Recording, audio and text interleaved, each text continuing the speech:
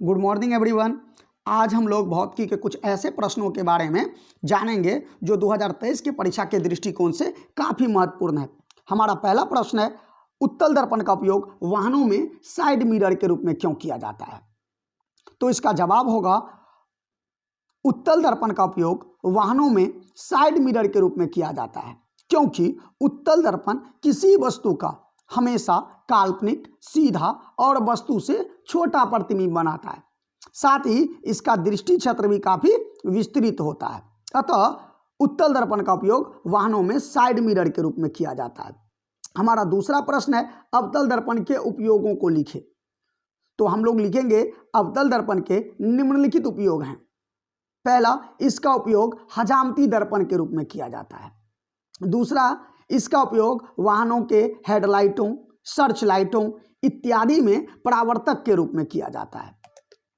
तीसरा, इसका उपयोग रोगियों के नाक, कान, गले आदि के जांच के लिए डॉक्टरों द्वारा किया जाता है। चौथा उपयोग होगा, इसका उपयोग सौर भट्टियों में किया जाता है। हमारा अगला प्रश्न है, प्रकाश का परावर्तन क्या है? प्रकाश के परावर्तन के नियमों को लिखें। तो हमारा सही जवाब होगा, प्रकाश के किरणों का किसी चिकनी सतह से टकराकर पुनः उसी माध्यम में लौटने की घटना को प्रकाश का परावर्तन कहते हैं। प्रकाश के परावर्तन के दो नियम होते हैं। पहला नियम है, आपतित किरण, परावर्तित किरण और आपतन बिंदु पर डाला गया विलंब तीनों एक ही तल में होते हैं। दूसरा नियम है, आपतन कोण और परावर्तन कोण सदैव बराबर होते हैं। अगला प्रश्न है, प्रकाश का वर्ण विक्षेपण क्या है? तो हमारा सही जवाब होगा, जब श्वेत प्रकाश को किसी प्रिज्म से गुजारा जाता है तो वह अपने अवयवी 7 रंगों में विभक्त हो जाती है। श्वेत प्रकाश का अपने अवयवी रंगों में विभक्त होने की इस घटना को प्रकाश का वर्ण विक्षेपण कहते हैं। पांचवा प्रश्न है, नेत्र की समंजन क्षमता से आप क्या समझते हैं? तो हमारा जवाब होगा, नेत्र की वह क्षमता जिसके कारण वह अपनी फोकस दूरी को घटा या बढ़ा लेती है, अर्थात समायोजित कर लेती है, उसे नेत्र की समंजन क्षमता कहते हैं। अगला प्रश्न है, एसआई मात्रक के साथ विद्युत धारा, विभवांतर और प्रतिरोध को परिभाषित करें। तो हम लोग पहले विद्युत धारा का परिभाषा लिखेंगे।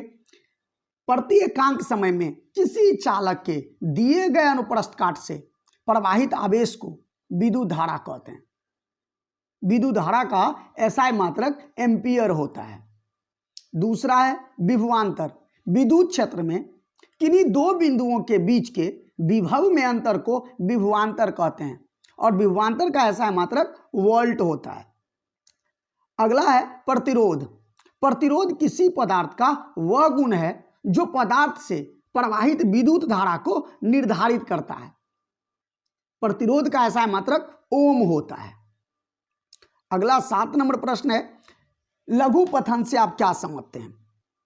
तो इसका सही जवाब होगा, जब जीवित तार एवं उदासीन तार आपस में संपर्क में आ जाते हैं तो ऐसी स्थिति में परिपथ का प्रतिरोध बहुत ही कम हो जाता है।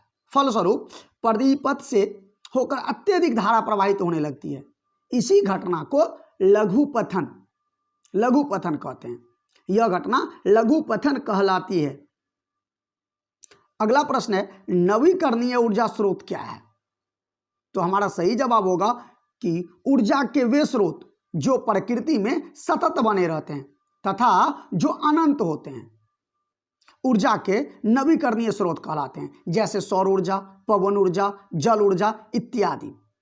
अगला प्रश्न है, फ्यूज तार की क्या विशेषताएं होनी चाहिए?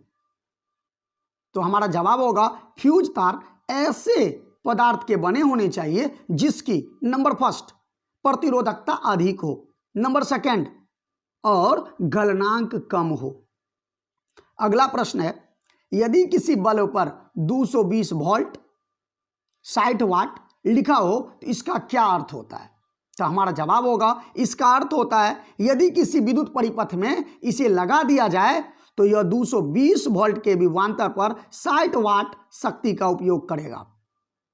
हमारा अगला प्रश्न है, विद्युत शक्ति किसे कहते हैं? इसका एसआई मात्रक क्या होता है? तो किसी विद्युत परिपथ में विद्युत ऊर्जा के व्यय की दर को विद्युत शक्ति कहते हैं। इसका SI मात्रक वाट होता है। अगला प्रश्न है स्नेल के नियम को लिखिए।